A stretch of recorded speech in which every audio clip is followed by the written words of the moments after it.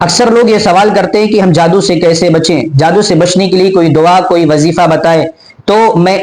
آپ کے سامنے ایک ایسی بات پیش کر رہا ہوں کہ ایک جادوگر نے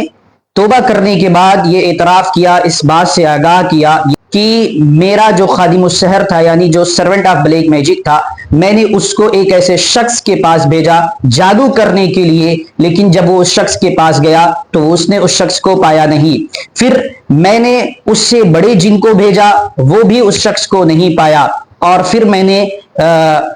مارد جن کو بھیجا، اس نے بھی آ کر یہ بات کہی کہ میں نے مشرق سے مغرب تک اس بندے کو تلاش کیا لیکن وہ مجھے نہیں ملا۔ پھر یہاں تک میں نے کیا کہ جو سب سے بڑا جن عفریت ہوتا ہے، جو سب سے بڑا جن ہوتا ہے، اس کو میں نے بھیجا، وہ بھی مایوس ہو کر لوٹ گیا، لیکن اس شخص کو وہ نہیں پایا۔ اور اس نے یہ بھی بتایا کہ کچھ ایسے شخص تھے جن پر جادو کرنے کی کوشش کیا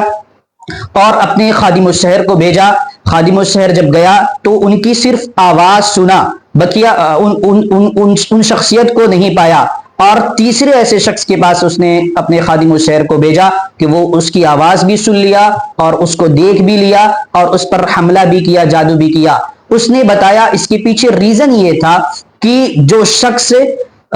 دکھائی دیا، جس کی آواز سنائی دی، وہ نماز نہیں پڑھتا تھا، وہ ذکر و اذکار سے غافل تھا، اس لیے خادم السحر نے اس کو بڑی آسانی سے دیکھ لیا اور اس پر حملہ بھی کیا۔ دوسری بات یہ ہے کہ جو شخص تھا جس کی صرف آواز سنائی دی لیکن وہ دکھائی نہیں دیا، جادوگر نے یہ بتایا کہ وہ ایسا شخص تھا کہ جو کبھی نماز پڑھتا، کبھی نماز نہیں پڑھتا، کبھی ذکر و اذکار کرتا، یعنی غفلت رہتی تھی، پابندی کے ساتھ نہیں کرتا تھا، اس کی صرف آواز سنا۔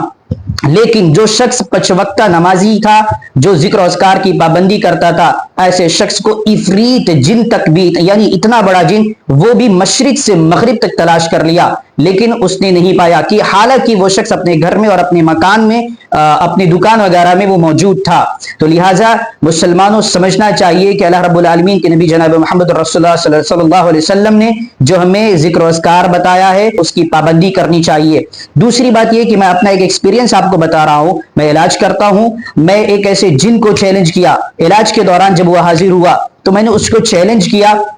کہ جس طریقے سے تم اس شخص، اس مریض کے جسم کے اندر داخل ہوئے ہو، اس طریقے سے میرے جسم کے اندر داخل ہو کر کے دکھاؤ۔ تو وہ جن کوشش تو کیا لیکن وہ بعد میں انکار کر دیا، اور اس کی جب ہم نے ریزن پوچھا کہ تم کیوں نہیں داخل ہو سکتے، اس نے یہ بات کا اعتراف کیا کہ تم نے ذکر و اذکار کی پابندی کی ہے، اس بنا پر میں تمہارے جسم کے اندر داخل نہیں ہو سکتا۔